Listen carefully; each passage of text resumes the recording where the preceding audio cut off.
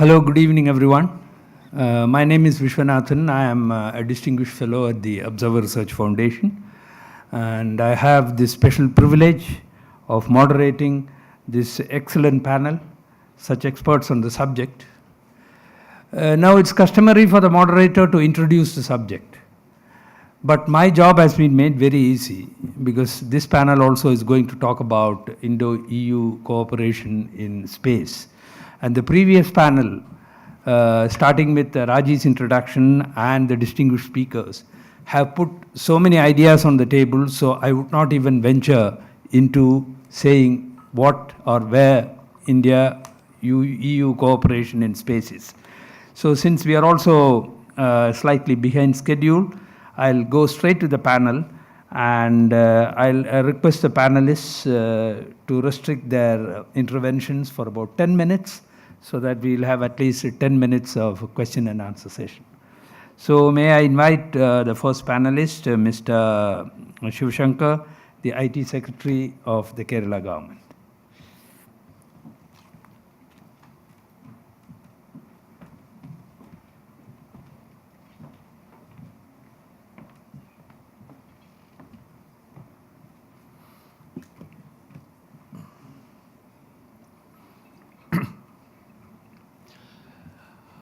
Good evening, everyone. I think the yesterday and today, the discussions have been happening on India and Europe space collaboration, working together, the way forward type of thing.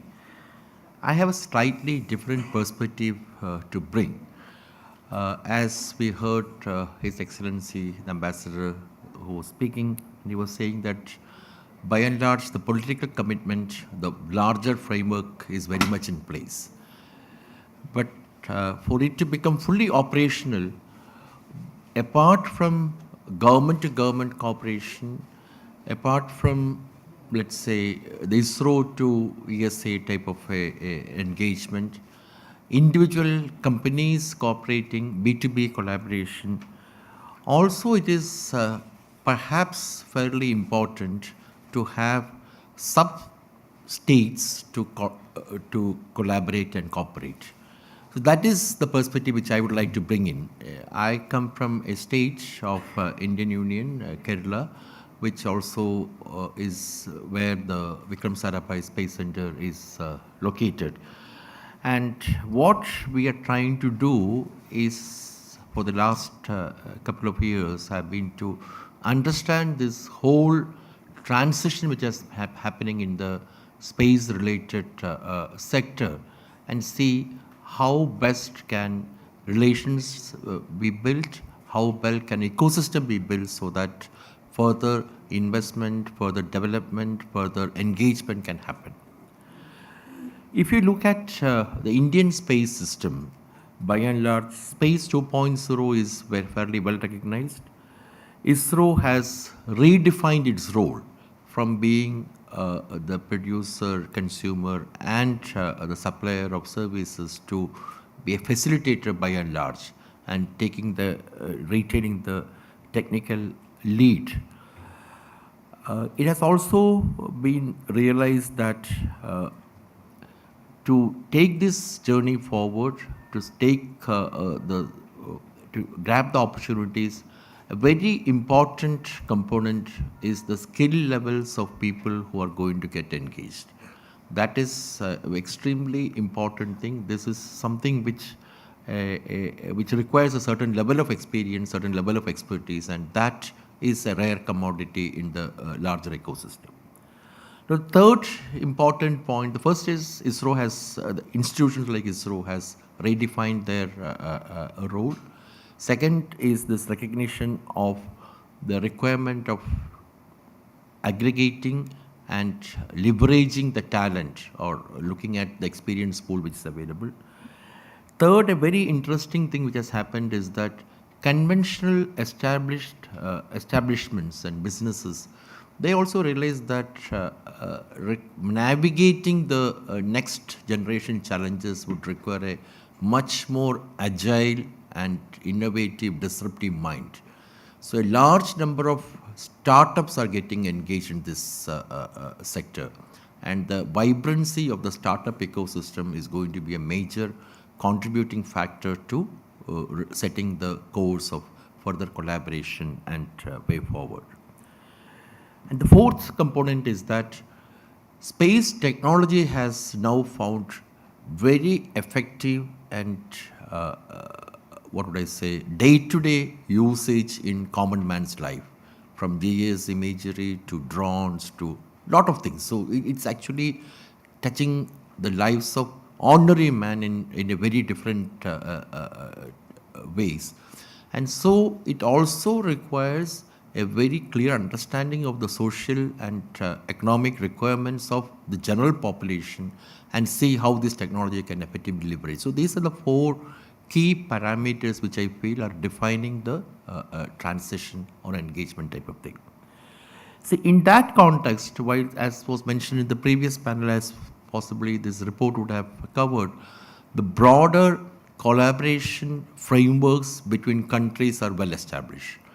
However, for that collaboration to really make sense and take roots, you need to have second level or third level alliances to be made. And that is where we, as a state in India, we thought that we would look at what Kerala as an ecosystem would have to offer and stitch together these components into an effective ecosystem. So as I mentioned, ISRO and BSSC has a fairly large component in Trivandrum. So we have used that. We have used the huge talent pool available in BSSC, particularly people who have superannuated and who are generally there. That pool we have used.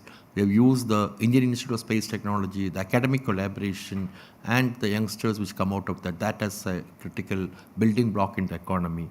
We have also used the very vibrant startup ecosystem which is available in Kerala as a building block. And lastly, we have also substantially tried to, which we learned the hard way. Kerala, as you know, was affected by a massive natural disaster in the form of a flood in August 2018. So that we were able to manage the impact of the disaster and post-rehabilitation using technology in a huge way. Drones, using GIS technology, using surveillance technology and all that type of stuff. So that actually enabled us to do a lot. So putting all these things together, we have now identified a set of areas where technologies would need to be put in place, a set of collaboration frameworks which are there, a basic infrastructure which we have put in place, and this, as was mentioned in the first earlier discussion, broader context of Indo-European collaboration, how all these elements we have aggregated together, and we are now trying to reach and find out alliances which can actually add value to it, add layers to it, and take it to the next level. We have made some connections with, I was in Toulouse, I was party to this initial level of discussions, and we have, with Matthew, we have still been discussing, and I hope that we will have some level of a meaningful engagement happening fairly shortly. We also had a fairly large number of startups, both from within the country and even from outside, which have actually looked at our ecosystem and have tried to become part of this ecosystem. We also have a framework by which navigational technologies, we have moving some of these navigational aspects, the maps, into free and open source platforms. There is a huge research work, academic work which is happening, some work on cybersecurity which is happening there. So there is, in my limited experience, apart from the geopolitical international level collaborations which countries and nations would work on, there also needs to be subnational entities which would need to put together a very clear framework for engagements and ensure that these engagements would need to happen, begin, get nurtured, and take it to the next level. That, I believe, would be a very ideal way of the next Space 2.0 to happen in a much faster, effective, and more meaningful manner. That is my initial level of submissions. Thank you.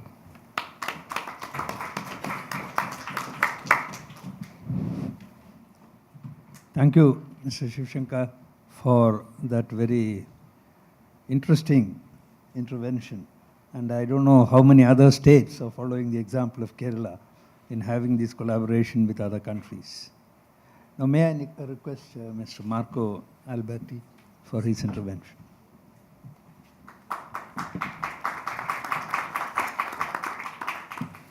So, good evening, everyone. Once again, a great honor to be here. Many, many thanks to Raji and the entire ORF for organizing this most interesting panel. And also many, many thanks and apologies to the all Indian colleagues that have been held hostage over the past few months in the preparation and release of this report. So many thanks. Now, as Jean-Jacques and Narayan highlighted in their opening speech, the idea behind the report, what in a sense informed our efforts and activities, was the recognition that there is still a gap in the level of cooperation between the stakeholders of India and Europe, but also that their engagement potential is in fact higher. I mean, to be clear, I don't know where's, it's here? Yeah, I just wanted to move. I have to find the. You know where it is? Is there a button or to be pressed? Okay. Fine, fair enough. So yeah, this is not, what I just said is not to downplay, basically the long-standing record of cooperation between India and a wide range of European actors, be it at the national level or at the pan-European level. In fact, over the past 50 years and plus, many European countries at the national level and all the three major European stakeholders involved in space matters, namely the European Space Agency, the European Organization for the Exploitation of Meteorological Satellites, EUMETSAT, and the EU, have entertained cooperative relations with India. And in many respects, we can say that such cooperation has proved mutually beneficial, reliable, as well as wide-ranging. Indeed, if we look at the scope of activities, this has been rather plethoric, spanning from technology transfer and data sharing to payload accommodation, joint missions, and launch services. Now, without going into the detail of each activity, we can say that the amount of cooperative ventures taking place over the past 50 years has been remarkable, and in many cases have proved of utmost importance for the emergence of India as a mature spacefaring nation. It is sufficient to remind the assistance provided by France in the setting up of Indian sounding rocket program in the 60s, the transfer of Viking engine technologies in 1972, which is now what they still use to power the PSLV and the GSLV launchers, or the assistance offered by ESA in the development and launch of Apple, which was India's first telecommunication satellites in 1980, or decade-old utilization of the Ariane rocket for launching India's geostationary satellites, more than 23 launches as up to date. Next slide. However, it is exactly because Europe has played such a crucial role in the advancement of the Indian space program that in our assessment, the relation does not seem to have been sufficiently leveraged on by the European partners. Just a few words here. ESA-ISRO cooperation has been very slow-moving and in a sense fragmented, not to say erratic, with very little going on after the launch of Chandrayaan-1 10 years ago, basically. Now, until a few years ago, also India-EU relations seems to have been in a way devoid of an overarching sense of purpose and commitment, and also not particularly fruitful in terms of actionable policy measures and deliveries. Similar to their broader political interplay, has been stated that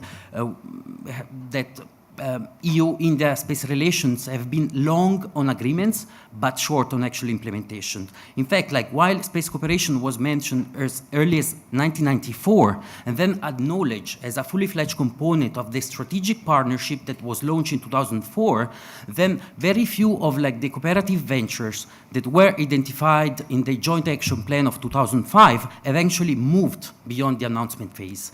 The most eloquent case in point here is the failed, let's say, participation of India in the Galileo program, which has been, like, in a sense, like giving the impression of a partnership that is based on dialogue, leading to further dialogue rather than action, policy action, basically. In addition, until at least 2 years ago, now things are changing, but space cooperation has been somehow dissociated from the broader, like, policy objectives of EU-India partnership. The policy documents recognize space as an area of policy dialogue and cooperation on its own right, but do not explore the contributions that space assets, or did not explore the contribution that space assets and related application could play, actually, to achieve many policy objectives that they identified, including, for instance, like climate change, urban development, ICT, energy, transport, like the 2030 agenda, and even security. So this connection, I mean, has, like, not allowed, like, to, let's say, explore, like, synergies. And fortunately, like, things are changing, as we will see in a few seconds. On a more positive side, we need to acknowledge UMETSAT-ISRO cooperation in the field of meteorology, oceanography, and climatology, a cooperation that has been a bit, like, more structured and, in a sense, more beneficial, although still far from being groundbreaking when compared, like, to the much deeper relations UMETSAT has, like, with NOAA, for instance. Also, we need to acknowledge the special relations that CNES has with ISRO, but with the exception of CNES, a line of reasoning, and we have Mathieu here, like, speaking about it, like, in a while, a line of reasoning similar to that of ESA could certainly be made, like, for all cooperation experience at the national level.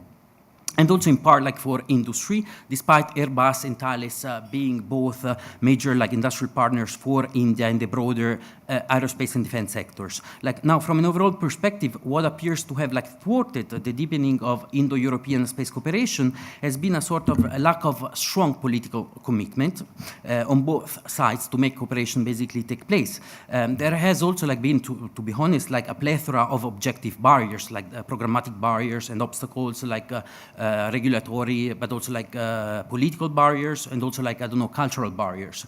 But in our assessment, it is clear that there is much scope, like, for overcoming those barriers and creating, like, stronger, like, ties in a field, in a variety of fields. Next slide.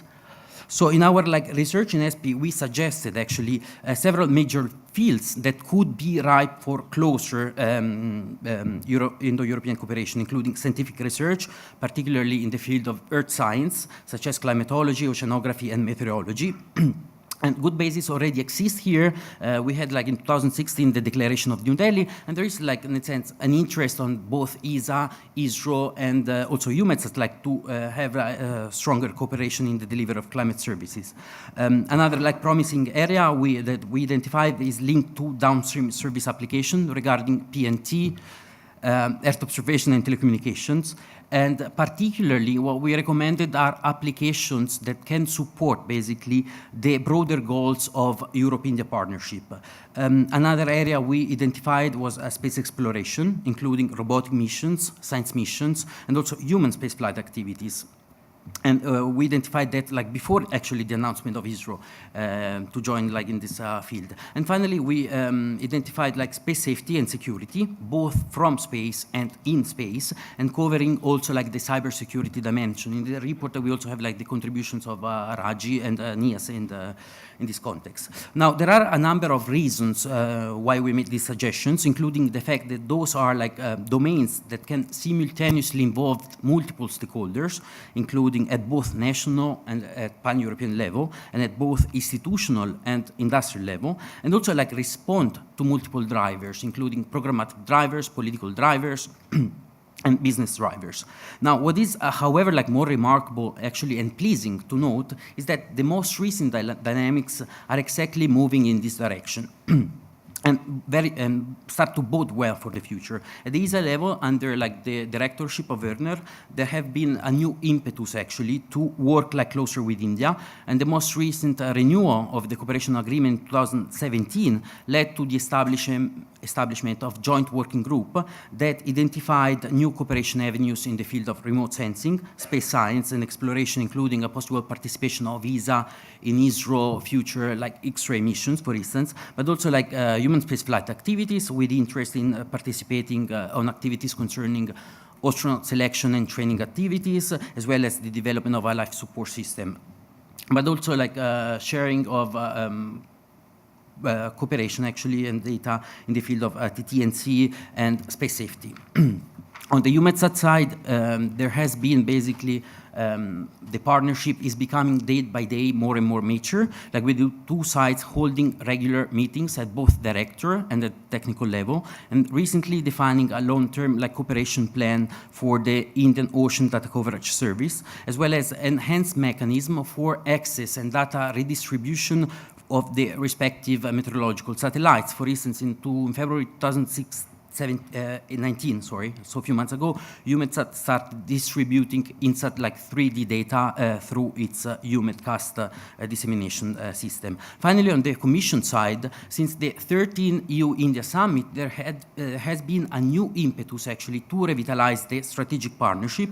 And last year we had like this cooperation agreement on Copernicus, which is a landmark agreement and a mutually beneficial agreement, providing India with like free, full, and open access to the data of the Copernicus family of satellites, and Europe like with free, full, and open access to the data of ISRO satellites, as well as in situ data measurements that will enhance basically the Copernicus data architecture like with complementary data. What is also like remarkable and pleasing to see in this agreement is the stated intention actually to use this cooperation on Copernicus to achieve like the policy objectives that were identified in the EU-India Agenda of Cooperation 2020. So including cooperation on, for instance, like transport, mobility, water management, natural resource management, etc. Now, like to conclude, next slide, please. So it seems like if we assess like the most recent interplay, that Europe and India are moving towards strengthening like their like cooperation in a wide spectrum of like space-related activities, and in turn they're using basically this space cooperation actually to bolster cooperation in non-space area. And hence basically realize or achieve like attain the full potential of like this strategic partnership they declared in 2004. Now it is also clear like that to maximize the benefits of like the unfolding cooperation and also like further unleash new opportunities for collaboration, there are like several, let's say, requirements that should be met. On the European side, there's also like the ambassador was mentioning, we shall first have like a more like coordinated, not to say synergistic and mutually reinforcing approach like towards like India.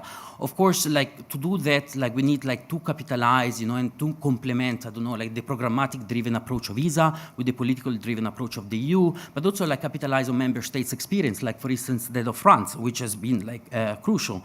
And I mean, it is clear for us that achieving like a concerted policy actions on the European side among all European stakeholders is like challenging, given like the ever present like fragmentation of European space efforts. But of course, like we also like need to realize that the benefits of doing so would like far outpace the burdens. On the Indian side, what clearly emerged like basically from the report is that to maximize the benefits of the current agreement, especially the Copernicus agreement, there is a need to stimulate the involvement of more like stakeholders, and especially, namely, like the private actors, so to have a more efficient and robust development of products and services.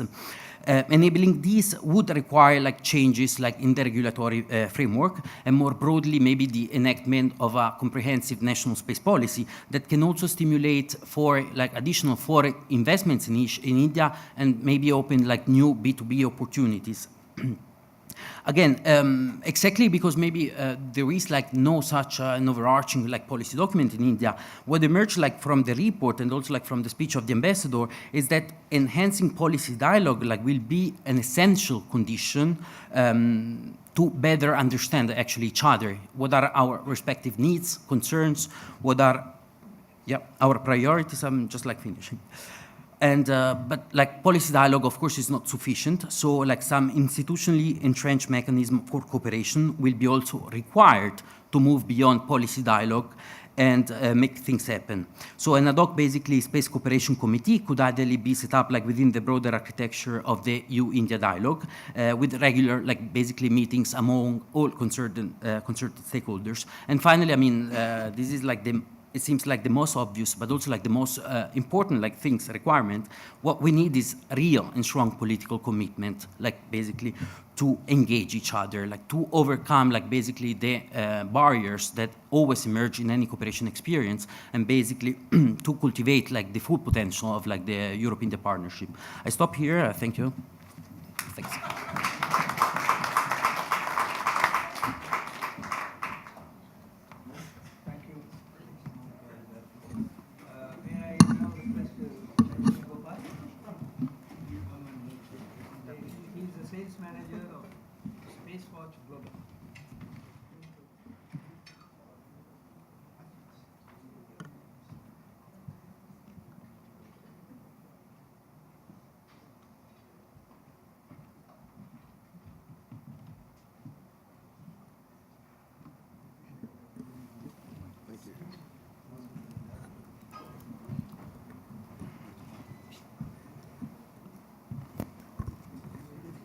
All right, can we have the slides up?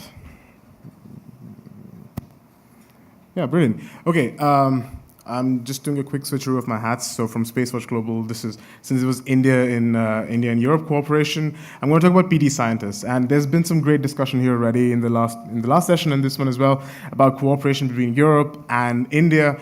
And that was mostly on the G2G level, obviously, but let me sort of now dilute it down to a more B2B and B2C level. So use PD scientists as probably a real life use case. Now, PD scientists. What is PD scientists? We are a German enterprise, German new space enterprise. We're sort of transitioning between being called a startup and an SME, and you can see that it's pretty evident from the fact that I'm now wearing a tie and not a t-shirt. So we are getting into the SME sort of arena now. But PD scientists, on the other hand, we are planning a mission to the moon. And we're flying to the moon in about 2 years from now, along with some non-traditional space actors. So we're flying with Audi and Vodafone as our key mission partners. And we're also announcing some really cool partnerships with Amazon Web Services and the Ariane Group pretty soon. But where are we headed? We're obviously headed to the Apollo 17 side. Why Apollo 17? It's not the greatest site in terms of science and experiment, but it is a brilliant way to sort of conclude all these years of lunar exploration. I mean, we sort of left the moon back at Apollo 17, and what we like to say is we're going forward to Apollo 17 because we're sort of starting the whole cycle again from at least our point of view. And from that idea came Mission to the Moon, this overarching idea that we're sort of playing a role in taking humanity and humankind back on the moon. We're not saying we do human spaceflight, but we want to be a part of the support and services that we can offer on the lunar surface. A quick idea of what we actually want to do on the moon. So we want to first do a landing near the historic Apollo 17 site. The key word is a soft landing. We do not want to destroy the site, obviously.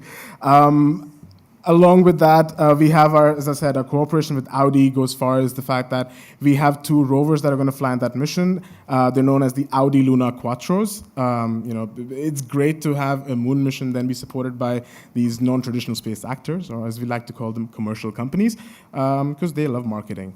But it goes more than that. There's a lot of technological cooperation. Audi sort of supports us with 3D printing these rovers, and they're about 80% 3D printed, metallic 3D printed. Then we had the issue of how do we take all this data that these rovers generate and how do we sort of bring it back to Earth? And that's when we started looking at 4G LTE technologies, and Nokia, Bell Labs, and Vodafone wanted to jump on that opportunity. So that's how we then collaborated with Vodafone. And finally, for people like me, I mean, these are really distinguished guests here, but for someone who's a fairly young little chap here, never understood what Apollo was. I've seen it in movies, I've seen pictures. But for an entire generation to now sort of think and vision to sort of go back to the moon, we want to create another Apollo moment, and which is why we sort of partner with Red Bull Media House and create a massive global media campaign and have people stream this event live on their phones, which is pretty cool. In terms of cooperation, as I said, we have Audi Vodafone, but our cooperation goes a lot further than that. We have the institutional partners, obviously. So there's ESA, there's DLR, and there's universities. So we're not saying we're the best in the business, because we are learning from all the years of experience that ESA and DLR have in this industry. But we're also saying that we're sort of a bit more agile, and we have a different approach on how we do things, and which is why we then sort of partner with On Running, which have nothing to do with space, but they want to get involved in whatever fashion they can. And there's obviously Omega. They want to be back on the moon along with us. That's interesting.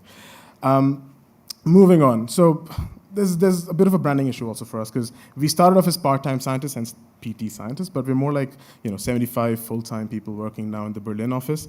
We need to really figure out a new name if we want to do that at some point. But we're rapidly growing, and that's a testament to the fact that Europe is sort of now catching up in terms of the capabilities that can be exploited through the resources in there. And that is something we can translate to India as well, because it's a hotspot for resources, and be it labor resource, or be it the resources of experience as well through ISRO, and there's obviously money in India. Moving forward, our core business, we have two products. There's Alina, which is the autonomous landing and navigation module. That's the actual lunar lander. And the ALQ, which is the Audi Luna Quattro. And on our first mission, we plan to take about 300 kilograms of commercial payload, of which we've already sold about 220 kilograms to different entities, obviously. Our idea is to then turn this into, this is not a moonshot it is a moonshot, but it's not a single moonshot. For us, this is a business model that we want to actually run in the future. Believe it or not. So we start off with our mission 1, flying 2021, 22, and that's the more gimmicky, marketing kind of mission. But then we kick it off with the more serious business. We start going to the South Pole, Malapert. The first mission only lasts for 12 days because we don't want to build upon lunar night survival capabilities. As you might understand, the moon has day for 12 days, for 12 Earth days, and then 12 Earth nights are night. So survival in those conditions can be tricky, nonetheless. Those are technologies that we sort of then try to build up parallelly, and I'll sort of put a star mark there and come back to you later what I'm talking about. But then we talk about mission 2, mission 3, and we also partner with ESA then, as you can see in the ESA ISRU DM mission, along with Ariane Group and SAS to do prospecting of the South Pole of the moon. The vision, again, is to not be the be-all and end-all of anything. Traditionally, space has been that if you want to, the analogy I usually use is that if I want to go to work, I am not going to build my own car, pave my own roads, and then drive to work. The analogy is that there's certain providers of service, and there's products that you can avail that can help you get to that point. So if you are sitting in the audience right now, and this is my sales pitch, if you're in the audience right now and you have a payload or an experiment or anything that you want to fly to the moon, you have opportunities now. I'm not saying PD scientists only, yes. But there's also opportunities outside. So this is the beauty of the way space is now turning out, the new commercial space, yada, yada, yada. But then the idea is to be a part of the overarching moon village, the patent pending on who has that name. But with that said, since this is a policy conference, I also like to point out that we work really closely for All Moonkind and Hague Resources Working Group, and we want to follow international policy, and we want to sort of carve international policy and have our own voice as well, which is why we come here and we talk about these issues. As a commercial company, we feel as Victoria mentioned this morning, there's two ways a commercial company, we're the latter ones again. We want to sort of do things by the rule and sort of abide by the book, but in a sustainable fashion where we also have a voice there. That's our spiel. Space belongs to everyone. And now coming back to how we see cooperation in India with Europe, and particularly Germany in our case, We have a lot of these technologies that we're going to be developing over the next few years. We don't want to develop them by ourselves, though. We are in the market to purchase them. We are in the market to collaborate and do a technology transfer with them. And these are some of the technologies that I'm talking about. I mean, let's talk about supporting human spaceflight. We might not be able to do it, but if India is going to invest a lot of money in the next 2 to 3 years in human spaceflight, we're in the market to sort of adapt and do a technology transfer or even buy that service. In a similar vein, we're also here to provide that payload capacity if someone wants to take their payload to the moon. And obviously, at the end of the day, we are a small company, so we wouldn't mind some private funding as well at some point if there's anyone in the investors. Thanks. I'd like to leave you with a small little video we have. It's 30 seconds, but this is how we see Mission control, come in. Departing for expedition. Over. Mission goal. All data looks beautiful. Channels clear. Over.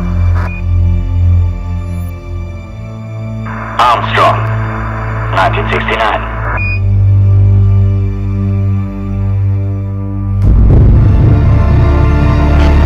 Apollo 17, 1972.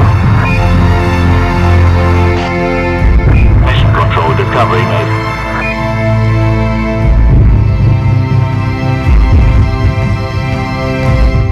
Audi. Quattro.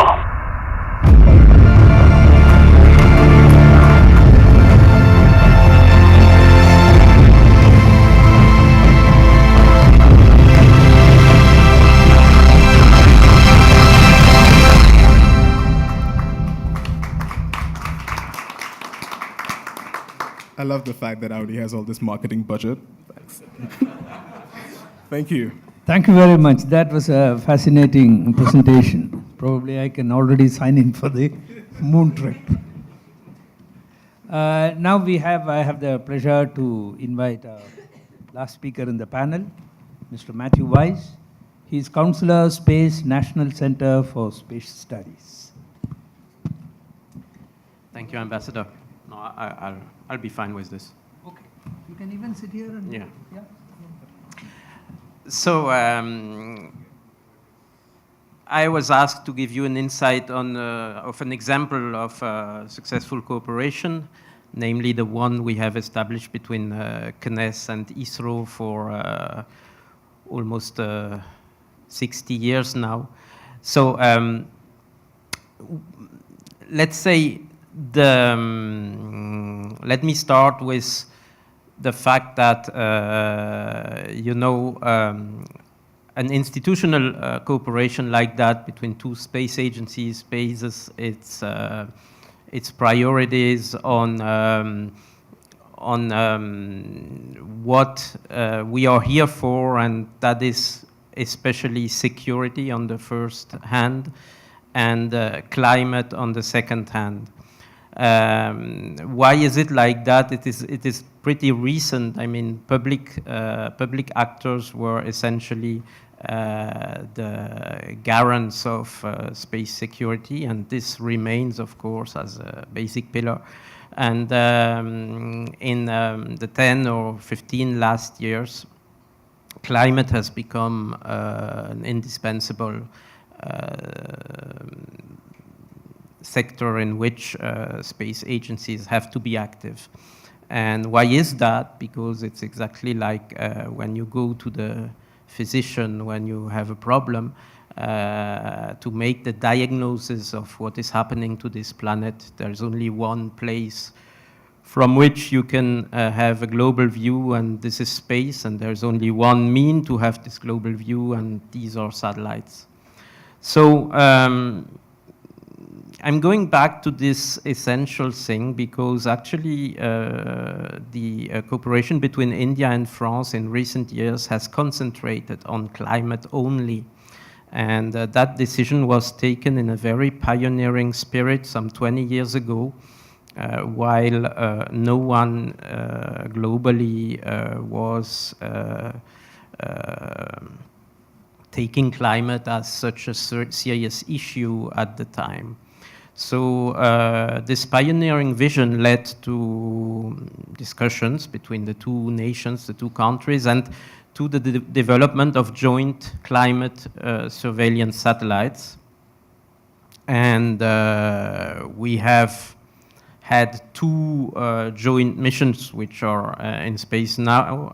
One is looking at the global water cycle. The other one is an oceanography mission, but which has also a very important application for checking the water levels in the water reservoirs of for the water resource management. Actually, it is an altimeter which has a resolution of less than 1 millimeter. And you can see from space how much water you have in the different places. And this is something that is used daily by the Indian government to assess and manage the water levels and the water management.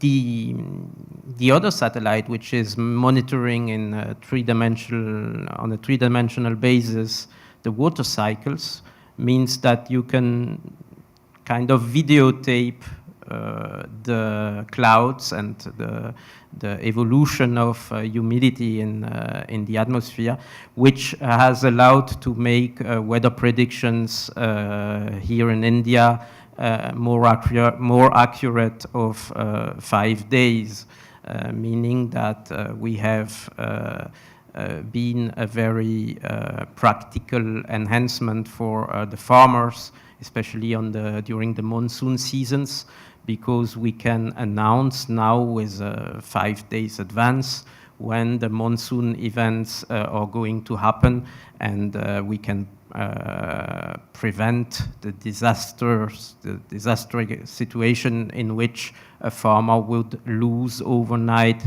his whole production of the year because of a heavy rain. So that is, I give you these examples to show that we are doing very practical things.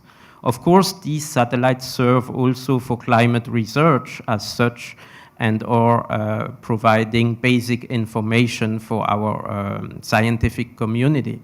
But I want to stress also that the very practical issues are essential. So something you might not have in mind is that how close the two space programs are. I heard a lot of about the special relation between CNES and ISRO, and yeah, a lot of you mentioned it. Actually, it is extremely tight, and it's a very close relationship. Just to mention, we have structured it in 2015 by signing between the President of France and the Prime Minister of India a framework agreement in which it is foreseen that technical joint working groups should be set up for the different topics. And we are now in a position where we have approximately 10 of these working groups, and we are setting up more and more.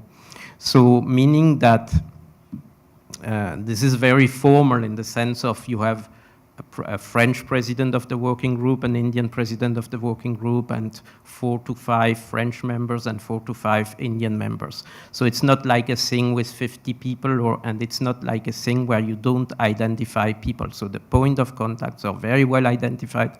They know each other extremely well. They usually are friends, and they meet on a very regular basis. So they would meet face-to-face every 6 months, and they will meet by teleconference every 6 weeks. So meaning that on every single topic, the two countries are sharing all projects, all priorities, all capacities, and there is no thing that we would touch upon without talking to our Indian friends and see if they have an interest in it. And there is no thing our Indian friends would touch upon without talking to us and ask if we have not an interest in it.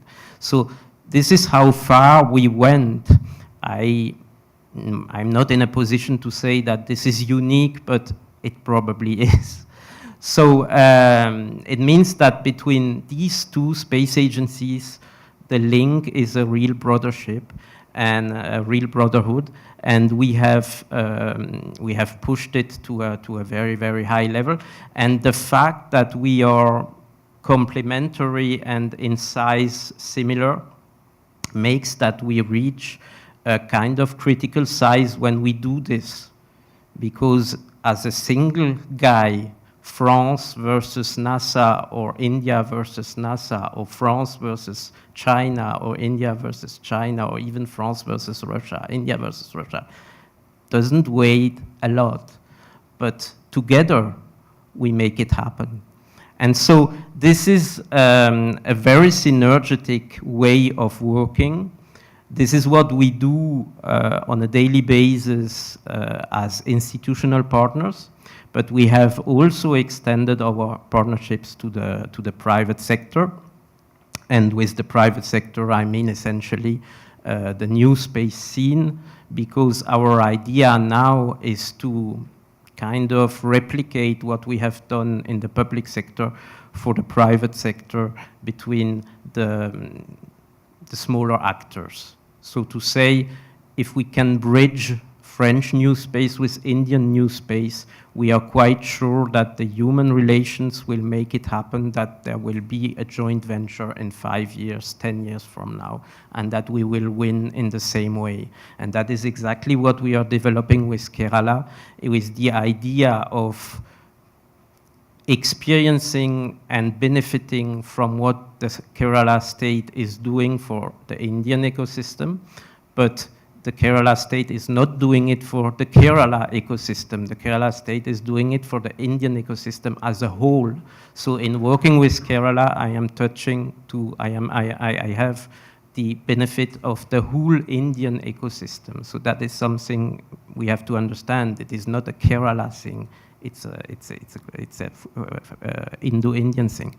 And in the same time, we are doing similar things and have financing facilities in France for our ecosystem. Now, the partnership we are defining, it's not yet signed, but I can just unveil a little bit, is that French companies could benefit from what is done in Kerala, and Indian companies could benefit from what is done in Paris. And in doing that, we are pretty sure that if you send an Indian startup to Paris for a year, or if you send a French startup to Trivandrum for a year, this will have human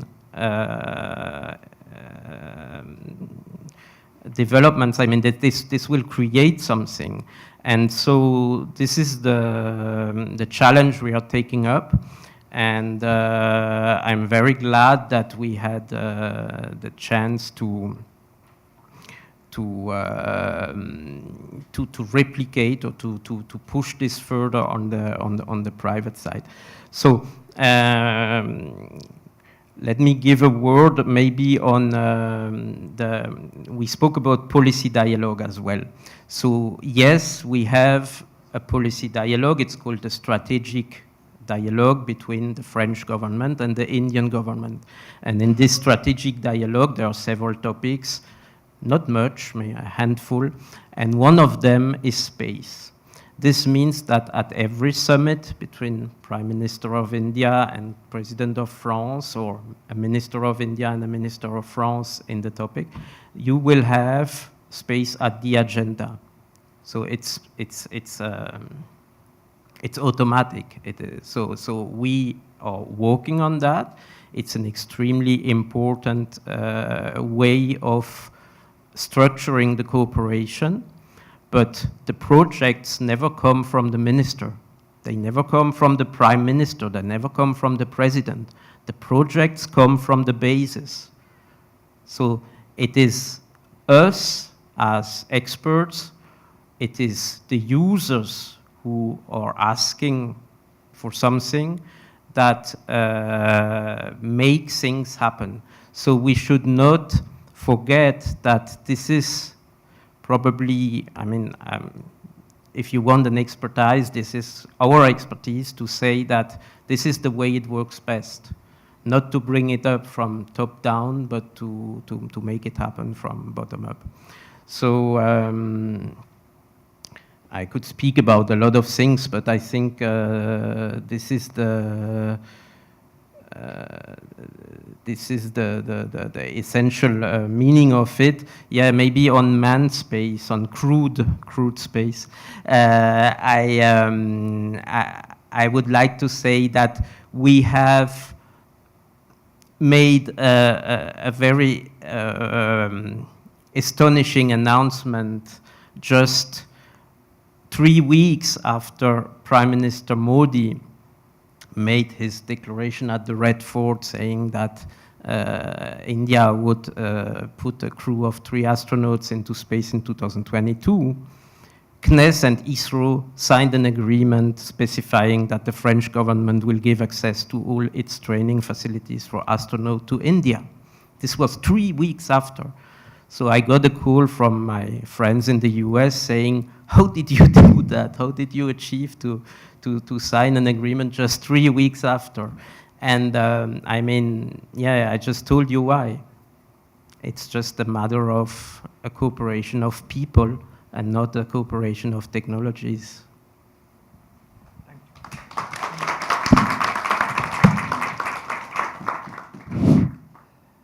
Thank you to all the panelists for their perspectives. Now we have time just enough for 3 questions.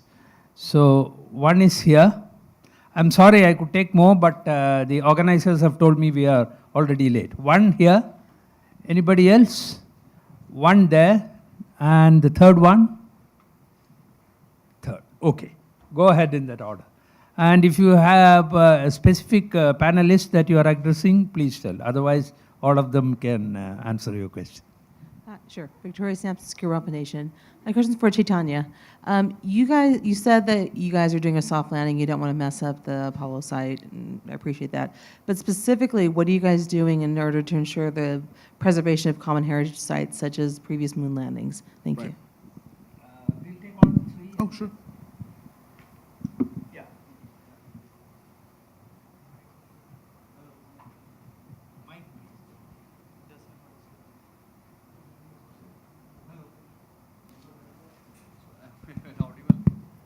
Hello. Yeah, my question to Mr. Chaitanya. So, little more elaboration about sponsorship and investment about your project, you said. And are you looking someone from India, people also, and the kind of investment and the level, you know? Thank you.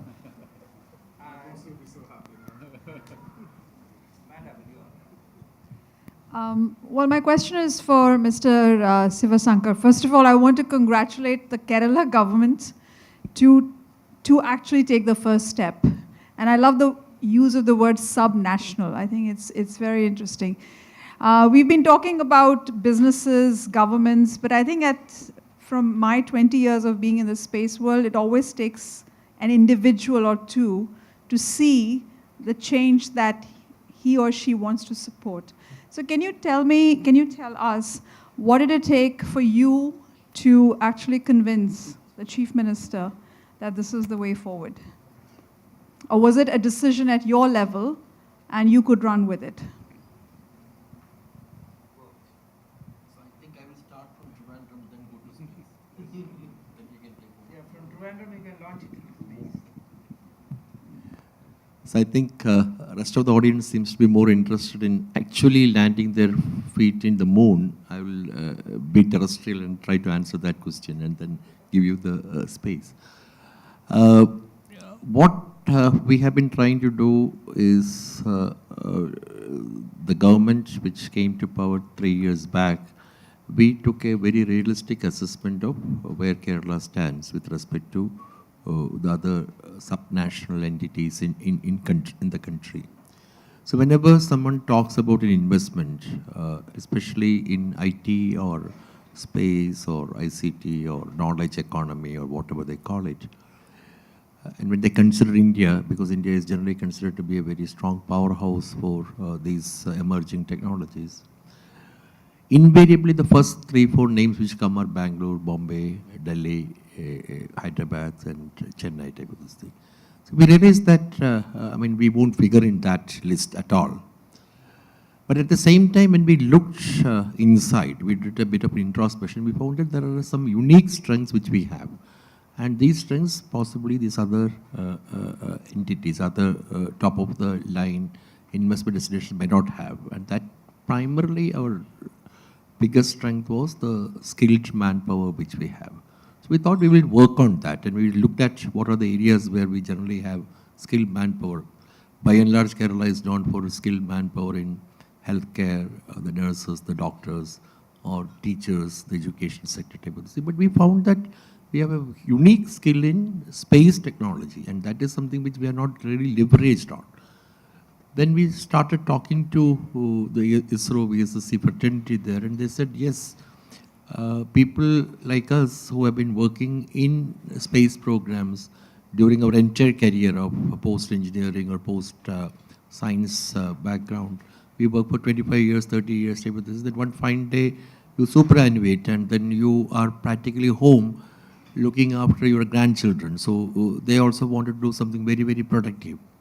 So we decided that let us stitch them together and try to do some very interesting options about the skilled talent pool which is available. In the meantime, we had been doing a program with Massachusetts Institute of Technology to set up fab labs in our engineering colleges. We have 40 fab labs in the state now.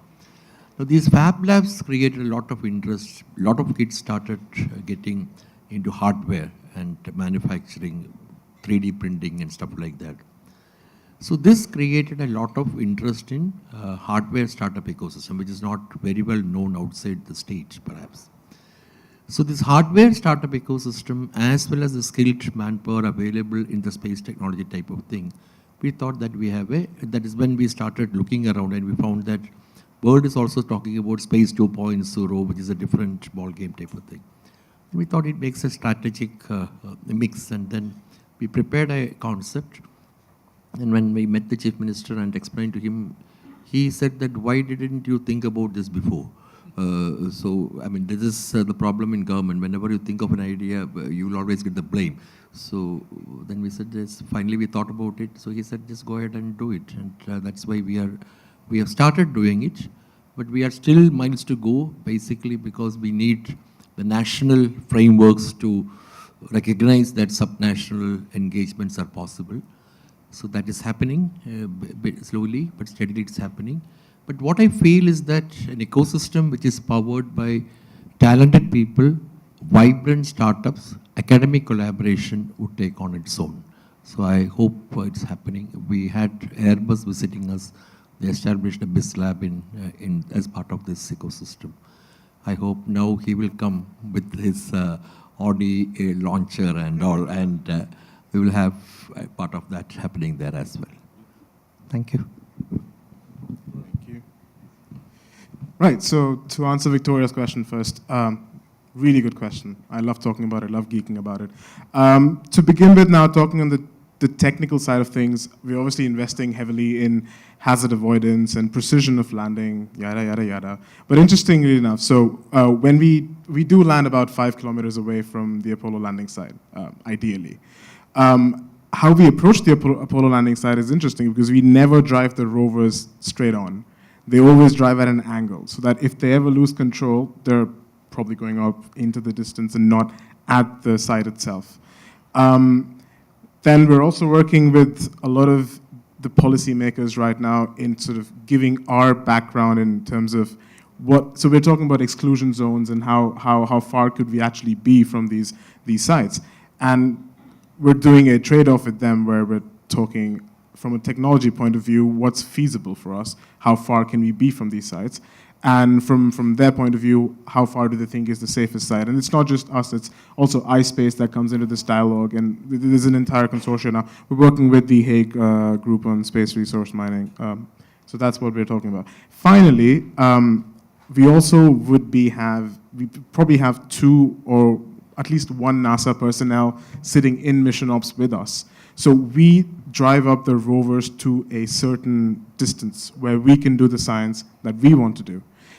There's an agreement that anything else that NASA wants to do from that point on, it's on them. So if they want to go 10 more meters and 50 more meters, NASA wants to go 10 meters to their spacecraft. So that's up to them. But it's interesting. So there's a lot that goes on, and we're still trying to figure out what's the best possible case scenario of not damaging not just the Apollo 17 sites, but also the landscape itself, because we don't want to be releasing gases that, there's not an atmosphere, but still there's gases that stay around. So we're really making sure we don't pollute the environment, but we sort of go there in peace and as least damage as a corporation can in the long run. Now to answer your question, which is a more trickier question, I can't give you details in terms of the numbers. What I can tell you is that we successfully just closed a convertible note round, which was for our small network. And now this summer, we're going to go into a Series A funding. We're not doing Series A funding to support Mission 1, because for Mission 1, we already have our partnerships with Audi and Vodafone, and we've also sold about 21 kilograms of commercial payload. And I can tell you the payload price, it's about 750,000 euros per kilogram. So we have had actual revenue and a cash flow. What we are looking to raise funding for is this long-term business model that I told you all about. It's how can we sustain this business in the future? So we talk about how do we do Mission 2? What are the technologies we need to sort of develop for Mission 2? And that's where the Series A round comes in with more institutional partners. But if you want to talk off the record, I'm more than happy to discuss this later. Thank you. I think that brings us to the end of this session. I'm sorry we took 10 minutes more, but it was worth it. We got some very valuable information. And we are ending on that happy note that the India-EU cooperation in space is on solid ground, and these experts will take it forward in the years to come. On that happy note, let's close this session, and I think now we can enjoy the drinks and the dinner. Have a good night.